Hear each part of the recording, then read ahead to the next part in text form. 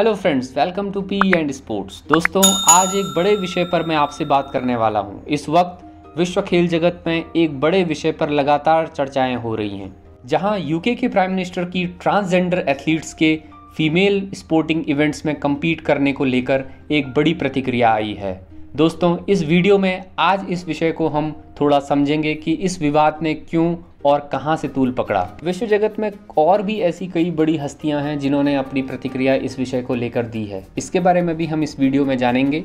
दोस्तों, पिछले साल का आपको वो दौर याद होगा जब टोक्यो ओलंपिक में एक विवाद सामने आया था। वो था ट्रांसजेंडर खिलाड़ियों के भाग लेने को लेकर। वहाँ बहुत लोगों का कहना था कि इससे खेल की पारदर्शिता को खतरा है, तो कई ऐसे थे जिनका मानना था कि अगर ट्रांस एथलीट्स को बायोलॉजिकली कोई भी फायदा नहीं होता तो इनके भाग लेने को लेकर किसी भी तरह की बात नहीं होनी चाहिए, यानी कि उन्हें फीमेल स्पोर्टिंग इवेंट्स में भाग लेने के लिए अनुमति देनी चाहिए। दोस्तों, ये मामला सबसे पहले न्यूजीलैंड के वेटलिफ्टर लॉरेल हुबार्ड के कम्पीट करने को लेकर हुआ था, जो एक ट्रांस एथलीट के तौर पर भाग ले रही थी।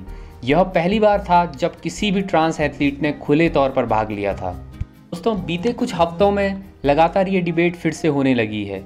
यूनाइटेड किंगडम के प्राइम मिनिस्टर बोरिस जॉनसन ने भी एक विवादास्पद बात कही है। उन्होंने ट्रांसजेंडर एथलीट्स का वुमेन कैटेगरी में कम्पीट करने को लेकर सवाल उठाया है। उन्होंने कहा कि ट्रांसजेंडर वुमेन को फीमेल स्पोर्टिंग इवेंट में कम्पीट नहीं करना चाहिए। उन्होंने ये भी कहा कि बायोलॉजिकली मेल्स को फीमेल स्पोर्टिंग इवेंट्स में पार्टिसिपेट करना फीमेल्स के लिए अनफेयर होगा।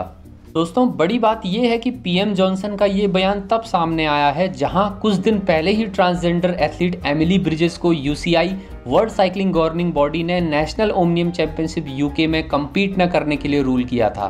साथ ही एमिली ने मीडिया पर उन्हें हैरेस और डेमोनिस्ट करने का आरोप लगाया था, जहां उन्होंने दावा किया था कि उस वक्त उन्होंने सारे मेडिकल एविडेंसेस दोनों ब्रिटिश साइकिलिंग गवर्निंग बॉडी और यूसीआई को प्रोवाइड कर दिए थे, जिसमें उन्होंने ट्रांसजेंडर फीमेल साइकिलिस्ट के लिए मांगी जाने वाली सारी एलिजिबिलिटी फुलफिल करने का दावा किया है, इंक्लूडिंग टेस्टोस्टेरोन लिमिट के बिलो द लिमिट होने की बात भी उन्होंने कही है। जैसा कि दोस्तों, मार्च 2020 में यूसीआई रेगुलेशन स्टेट ने ट्रांसजेंडर वुमेन एथलीट के लिए एलिजिबिलिटी क्राइटेरिया बनाया था, इसमें उन्हें टेस्टोस्टेरोन लेवल्स को below 5 nanomoles per litre for at least 12 months in order to complete in women's events होने की बात कही गई थी। वहीं अक्टूबर 2019 में वर्ल्ड एथलेटिक्स ने भी अपने रेगुलेशन में प्रीवियस 10 नैनोमोल्स पर लीटर से चेंज करके 5 nanomoles per litre transgender competitors के लिए टेस्टोस्टेरोन लिमिट को सेट किया है। जॉनसन के अलावा हाल में ही जो रोगन, जो कि अमेरिकन पॉडकास्टर, कमेंटेटर और एक्टर भी हैं, उन्होंने भी ट्रांसजेंडर एथलीट्स, खासकर अमेरिकन स्विमर लिया थॉमस को लगातार मिलने वाली उपलब्धियों पर स्ट्रॉन्ग कमेंट किया था। थॉमस, जो last month national collegiate athletic association NCAA top tier title को जीतने वाली पहली ट्रांसजेंडर एथलीट बनी थी। जो रोगन ने कहा कि ये फीमेल एथलीट्स के साथ अनफेयर है, जहां फीमेल एथलीट्स लगातार फ्रस्ट्रेटेड दिखाई दे रही हैं। दोस्तों, इस मुद्दे पर बात तो लगातार होती रही है, लेकिन यूके पीएम का भी इस मामले में हस्तक्षेप होना छोटी बात तो नहीं। अब दोस्तों, सवाल यही उठता है कि क्या फ़ायदा ट्रांस महिलाओं को खेलों में मिलता है। दोस्तों, टेस्टोस्टेरोन पर एक छोटी सी नज़र डालते हैं, जो कि एक मेल सेक्स हार्मोन होता है। टेस्टोस्टेरोन हार्मोन का लेवल मेल सेक्सुअल डेवलपमेंट और फंक्शंस के लिए बड़ा इंपॉर्टेंट होता है।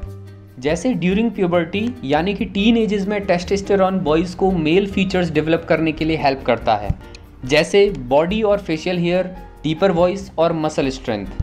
यही बायोलॉजिकल चेंजेस जहां ट्रांसजेंडर एथलीट्स को ट्रांजिशन से कुछ मेल कैरेक्टरिस्टिक्स लेकर आता है। ब्रिटेन के लोगबोरो यूनिवर्सिटी के चिकित्सीय भौतिकविद जुआना हार्पर का कहना है कि कैसे भी देख लें, ट्रांस महिलाओं को ताकत के मामले में हार्मोन थेरेपी के बाद भी फ़ायदा तो मिलता ही है।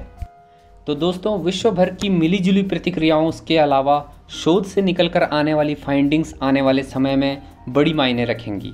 विज्ञान के इस युग में दिलचस्प होगा कि इस तरह के सामाजिक मुद्दों और खेलों, जिनका कि सरल नियम है समान अवसर प्रदान करना, आपस में कैसे तालमेल बैठाकर बेस्ट रिजल्ट तक पहुंचेंगे।